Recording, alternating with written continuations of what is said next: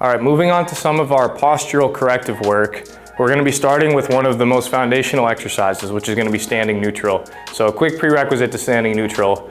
This is basically to lock in the cues for proper standing under weight and under tension. So a couple cues for you guys to think about. If you look at me from a side view here, what I want you to think about is imagining a straight line coming out of the middle of my ankle.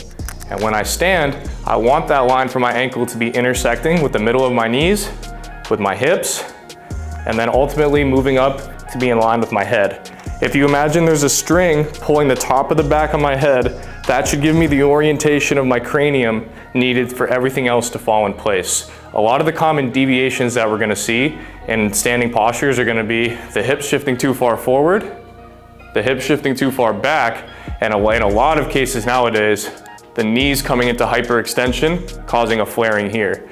So what we want to think about when we're standing, and in this exercise and just in standing in general, you're going to have three anchors for standing. It's going to be your glutes, your core, and your thoracic spine. And as we continue to add load and add tension to these different movements, you're going to feel yourself wanting to flare out or fall into your different dysfunctions. Remember that your glutes, your core, and your spine are always your anchor. You'll notice that I have my shirt tucked in here, and that's for good reason. As I'm standing in a neutral position, you can take a look at the drawstring on my shirt here, on my shorts here. If I'm oriented with the pelvis that's shifted too far forward, you're going to notice that that line points down. And in really extreme cases, though this is rare, you can imagine the line pointing straight up too.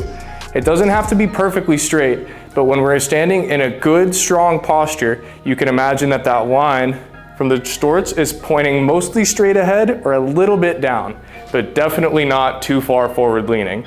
To get into the standing neutral movement, there's a couple of different ways that we can do this, but initially what we'll want to do is we can take a cable machine and we're gonna lock our hips in a good strong position here, holding pressure in our lower abs, in the glutes, the core, and in that thoracic spine. And we're going to progressively work on raising everything up overhead as we keep those postural cues intact. Breathing along the way.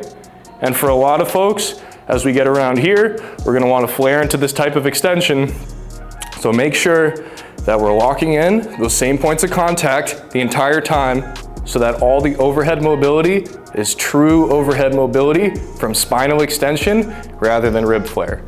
If you don't have a cable machine or you want another variation, you can take 2 dumbbells, looking at yourself in the side of a mirror to keep yourself in check, where we'll have, again, our hips locked in place, our core locked, our T-spine locked, the dumbbells starting in a neutral position, and we progressively raise overhead, keeping everything nice and intact, holding and breathing as we find the points that challenge us. Coming down, making sure that we keep that same good space in our frames, never letting anything flare out, not letting there be any over retraction in the shoulders either.